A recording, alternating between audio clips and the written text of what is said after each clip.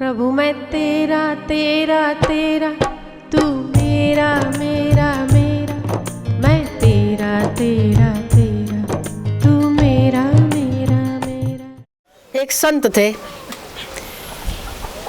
वो कोई दीक्षा लेने आवे तो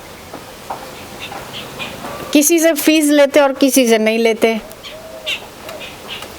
एक बार उनके खास शिष्य ने पूछा, बोला कि आप महाराज आप फीस लेते, दीक्षा देने की फीस लेते हैं?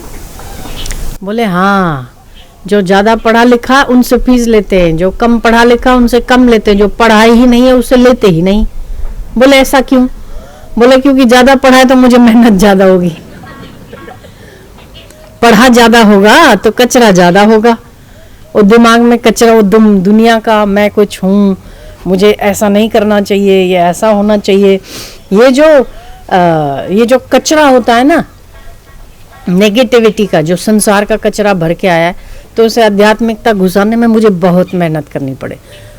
तो जो ज़्यादा कचरे वाला होगा उसकी सफाई मुझे ज़्यादा मेहनत से करनी पड़ेगी, इसलिए उसकी फीस, जो कम पढ़ा है उसकी आधी फीस, और जो पढ़ाई नहीं उसकी फीस ही नहीं है। तो जो कम पढ़े हैं ना वो अच्छा है, भाग्यशाली है। उनको विवेकानंद तो ऐसा यहाँ तक बोलते थे कि मैंने लौकिक पढ़ाई की, उस समय अगर मुझे मेरे गुरु मिलते रामकृष्ण परमहंस तो मैं ये पढ़ाई पढ़ता ही नहीं। क्या पढ़ता? एकाग्रता और तो एकाग्रता और अनासक्ति के लिए आपकी पढ़ाई बाधा है। आदमी ना अनासक्त हो सकता है, न एकाग्र हो सकता है, क्योंकि जितना ज्यादा पढ़ेगा उतनी इच्छाएं ज्यादा करेगा, कामना ज्यादा करेगा। कामना एकाग्रता का हरण करती है। मुझे ये बनना है, मैं कुछ हूं, तो अपना सबसे पहला तो देहाध्यास में, देह में ही आसक्ति बनी रहेगी। तो सबसे बड़ी आसक्ति छोड़ना तो देह से ऊपर उठने का काम है। औरों से तो आसक्ति छूट जाए, पर मैं से आसक्ति नहीं छूटती ना। तो जितना ज्यादा पढ़ा हुआ उतना पैसा ज्यादा लेते थे। ये भी बड़ा अजीब, पहली बार हमने भी सुना। मुझे मैया ने बताया कि एक संत ऐसे थे जो पैसा लेते थे। मैं कहा क्यों लेते थे पैसा? बोले जितना कचरा ज्यादा उसको सफाई करने का पैसा लेते थे। पढ़े लिखों को समर्पण में दिक्कत होती है, वो समर्पित नहीं हो सकते जल्दी, चित्त से, मन से, बुद्धि से। और मनुष्य के भीतर समर्पण का भाव होता है, बच्चों में समर्पण का भाव होता है। उसी समर्पण को आप लौकिक शिक्षा में मैं कुछ हूं वो बनाने में लगाते हो, या मैं कुछ नहीं हूं, सब कुछ परमात्मा है, ये शिक्षा देने में लगाते हो। एक ही ऊर्जा बहुत सारी जगहों पर काम करती है। तो हमारी शिक्षा पद्धति उसी समर्पण का दुरुपयोग कर लेती है।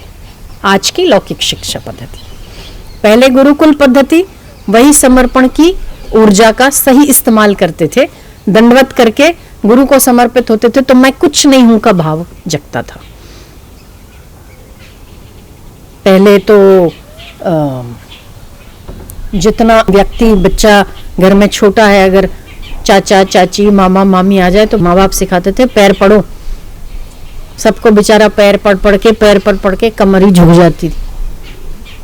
अब काहे का पैर वैर पढ़ो, कुछ नहीं, अब वो संस्कार ही नहीं। तो समर्पण का दुरुपयोग है। तो अब बच्चे माता पिता को और गुरु को समर्पित नहीं होते, तो कहाँ समर्पित हो रहे हैं? पाश्चात्य अनुकरण को समर्पित हो रहे, कहीं तो हो रहे ना। तो समर्पण का सही सदुपयोग नहीं हो रहा। समर्पण तो है हर व्यक्ति में, बिना समर्पण के तो कोई व्यक्ति शिक्षित हो ही नहीं सकता।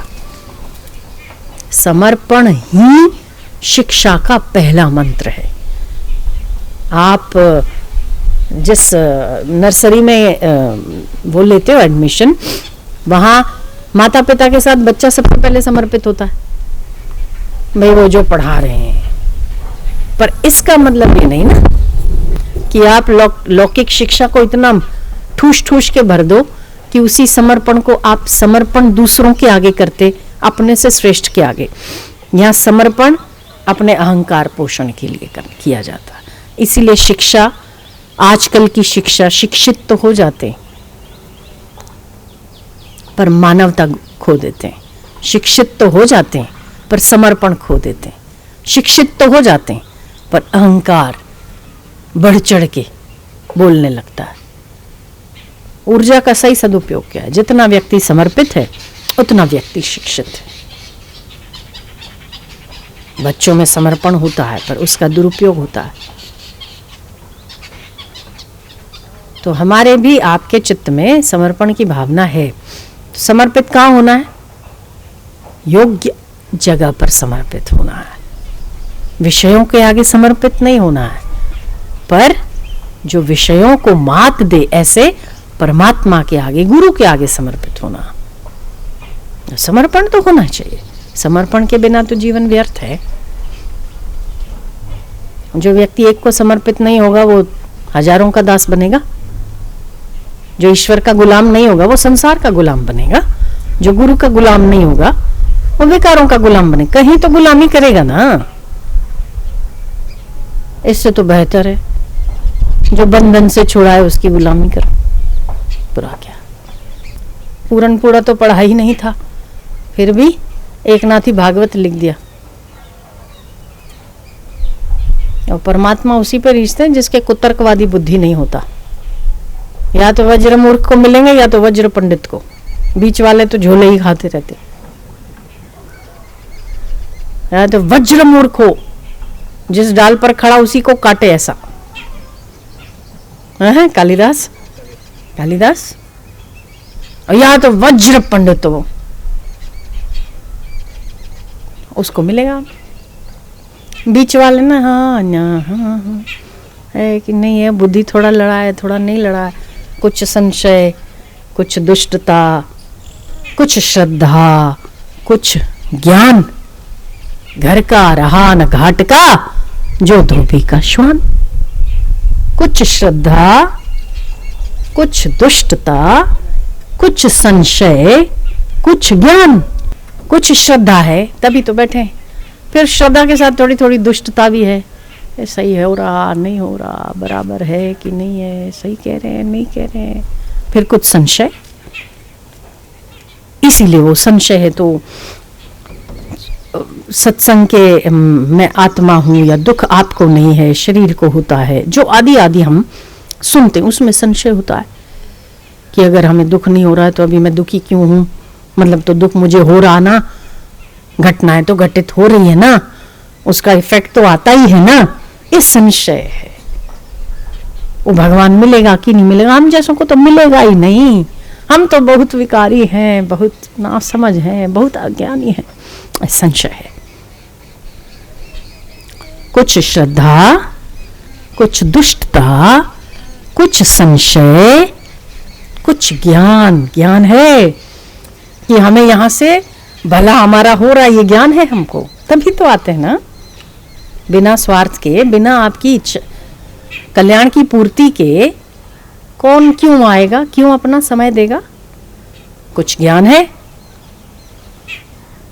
ना, पर सब और भी साथ साथ है। दुष्टता भी है, थोड़ी सी श्रद्धा भी है, थोड़ा सा संशय भी है। तो फिर उसका क्या होता है पता है आपको? घर का रहा न घाट का, जो धोबी का श्वान। समझ में आया? ऐसा श्रद्धा हो तो पूरी। अच्छा, जो लोगों को संशय होता है ना, उनको भी भगवान मिलता है। पूरा संशय, पूरा पूरा एकदम 100% वाला। या तो पूरा संशय हो या तो पूरी दुष्टता हो।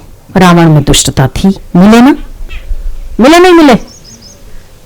और ऋषि मुनियों को शायद दर्शन नहीं हुआ, रावण को तो हुआ। आमने सामने आंखों में आंखें गाड़ के हुआ ना, दर्शन तो हुआ। तो महादुष्ट था।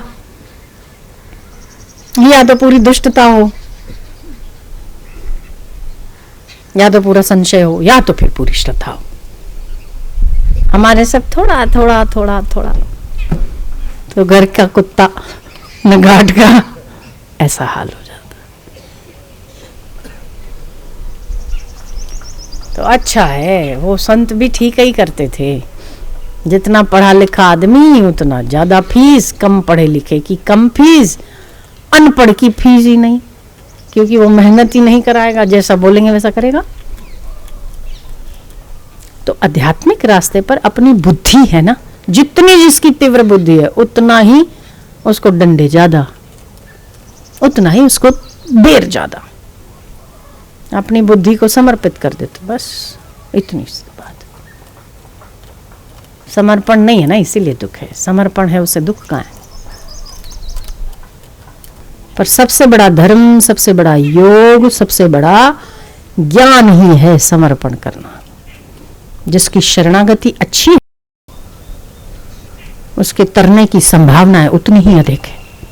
जिसकी शरणागति कम है उतना ही उसे दिक्कत ज्यादा है। प्रहलाद की शरणागति देखो, भगवान खंबे से भी प्रकट होते हैं ना। क्या उनको उसको तकलीफ नहीं थी? उसको क्या बहाने नहीं थे?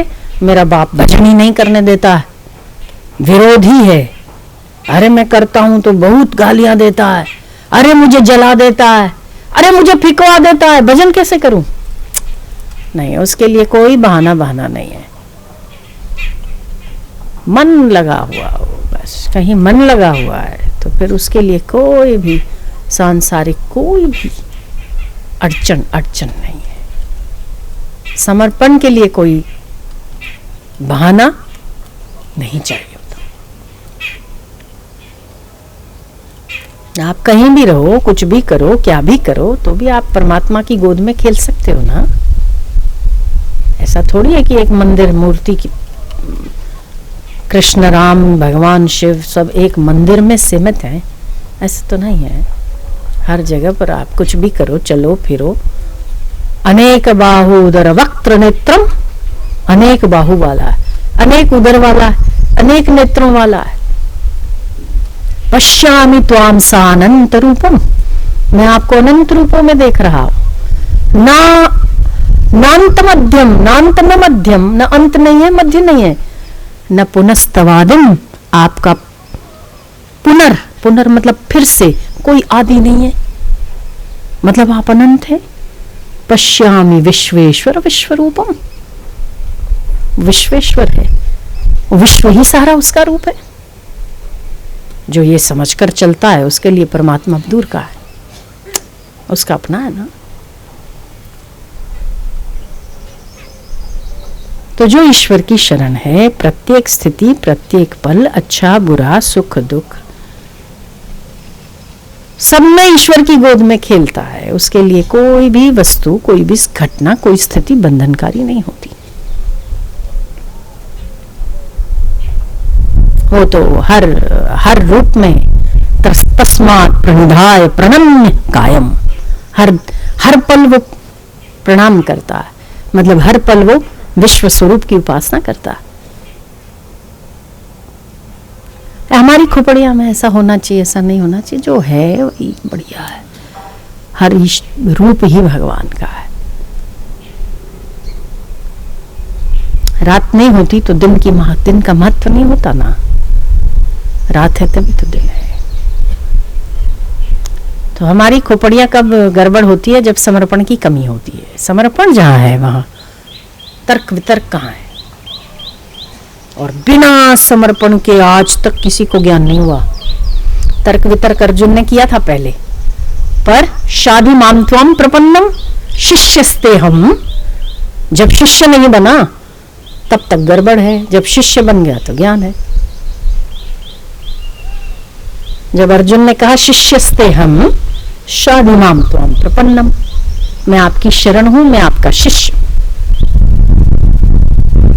तब बात बनी। जब तक अपनी बुद्धि लगा रहा था ना तब तक गड़बड़ थी। तो मनुष्य का जो कुछ भी हासिल होता है, मनुष्य को आध्यात्मिक, अलौकिक, परलौकिक जो शिक्षा हासिल होती है, लौकिक भी समझ लो, बिना समर्पण के नहीं होती। समर्पण उसका पहला सूत्र है। और जिस व्यक्ति को जितना ही अधिक उन्नत होना है, अपना कल्याण करना, उतना ही उसको समर्पण ज्यादा चाहिए। समर्पण उसका पहला सूत्र है। बिना समर्पण के